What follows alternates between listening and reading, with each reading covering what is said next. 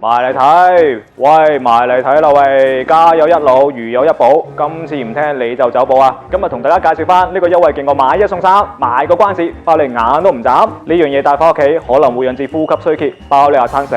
嚇餐死啊！呼吸衰竭即係點啊？肺部供唔到足夠氧氣，搞到身體器官開始熄機。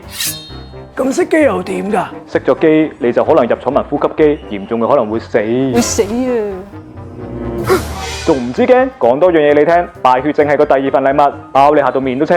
當你一個唔小心感染就擴散全身，免疫系統一唔流程，身體出現過激反應，搞到器官功能受損就真係冇人性。如果唔及時處理啊，閻羅王會過嚟揾你。揾你啊！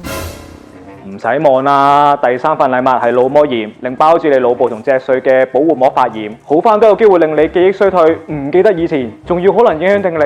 我的天！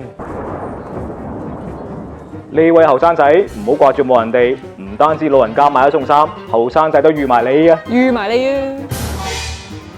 講咗咁耐，究竟邊個咁大整蠱，送呢三樣嘢要你挨苦？我終於開估，呢個衰神叫肺炎球菌，佢為人好大方，包保人人都有份啊！